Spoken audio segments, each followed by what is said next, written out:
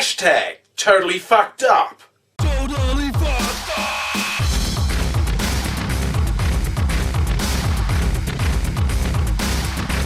Yes, it is time once more for Totally Fucked Up Friday, and I'm going to start this week by revisiting last week and Rand Paul. Now, when I called him a lying, hypocritical piece of shit, some people went, "Oh, I wouldn't call him a hypocrite just because he does the opposite of what he preaches." How is that hypocritical? You know, apart from the dictionary definition, well, he's a lying, hypocritical piece of shit. And while I was happy that and somewhat disturbed that to be happy about him being the one person opposing the extension of the Patriot Act, he soon wiped that off the board by saying this week that anyone in the Tea Party should be hunted down and jailed. That's right, he's on record, all you Tea Partiers who voted him in, he wants you in jail. Well, to be fair, he didn't specifically say the Tea Party, but he said anyone who attends a rally where the speaker preaches the violent overthrow of the US government, they should be hunted down and jailed. And he went, no, I'm not about racial profiling or ethnic profiling. Anyone who attends a speech advocating the violent overthrow of the US government should be in jail. That's the Tea Party. Oh, you know, unless he's a liar and a hypocrite and he's speaking in code of, no, not white people, only brown people. But he wouldn't do that because the Tea Party aren't racists. Now, a lot of people said my coverage of the law here in Victoria where I live that was made permanent where police can hand out a $240 on-the-spot fine if you swear in public. I did that for Wanga Fat Wednesday. People said, surely that's more totally fucked up. And yes, it pretty much is, but I wanted to get on it while it was hot type of thing. And I'll let you in on a secret. The stuff I said on Wednesday's video is actually not really what I think about the law, and I'll probably do a video this weekend that's a bit more calm and rational talking about those issues. But of course, as soon as I said that was out there, I had a lot of people, particularly from the land of the free, saying, "Oh, that sucks so bad," apparently oblivious of essentially the same law around the world. You know, whether you call it disorderly conduct, public offensiveness, drunken disorderly, pretty much every police force in every country has a law that lets them go, I'm just, arresting you just because I'm sick of your shit. It's not really that unique. And you know what? A law about getting fined for swearing, not quite as bad as the law being proposed in the US that would make, illegal streaming on the internet. I say illegal because the illegal bit can be up for some conjecture. But there is a big push in the US to make illegal streaming over the internet a felony. Yes, treat it the same as murder. Why not?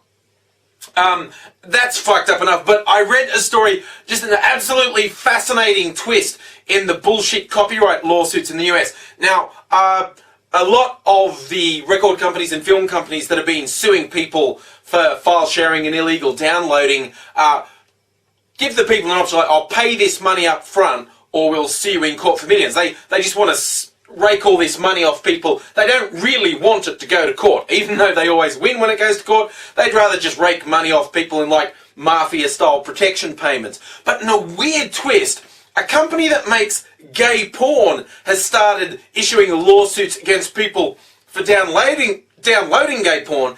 Now, they think they really won't have to go to court because the person is unlikely to want to publicly try and defend themselves saying, I have the right to download gay porn.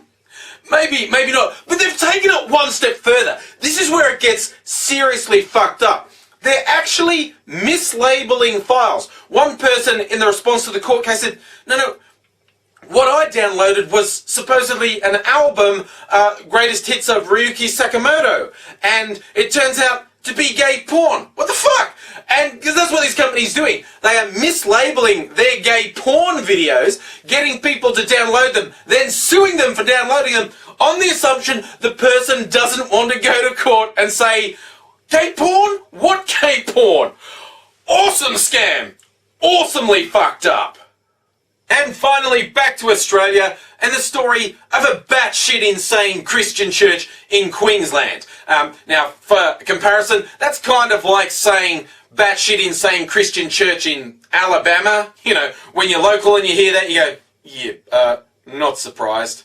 What I love about this sort of story is when you show this nutcase fringe types, you know, that say they're part of a particular religion, in this case Christian, all the actual decent Christian people go, we're not them, okay?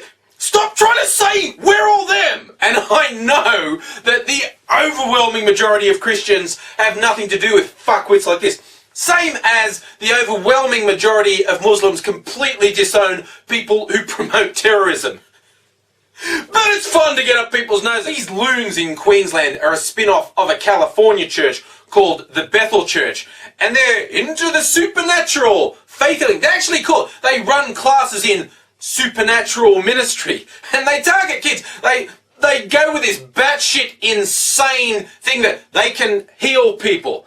Surprisingly, none of their miracles are verifiable. They cannot show a single case that you could medically and scientifically show is a miracle. But they talk about it all the time. Who knew that you wouldn't be able to back up any of their bullshit? But they talk about, and this one creeps me out in so many ways. They call it a treasure hunt when you go out and faith heal strangers? What the fuck? And their particular favourite is to take kids on treasure hunts because they're less threatening. Yes, I know, I completely relax if I'm out in public and absolutely random strangers want to come and put their hands on me to heal me. And they get their kiddies up to touch me saying, don't worry, the kiddies are going to touch you. That's far less threatening. This is like reverse pedo bear action going on here, and it does not get much more fucked up than that. Maybe not much more fucked up than that, but it does get more fucked up. They have what they call their School of Supernatural Ministry. And I assume they're trying to cash in on the Harry Potter craze there.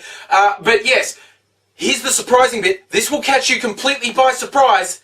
It's about money. They sell these instructional DVD sets for about $7,000 to churches who then charge people for attending the healing service.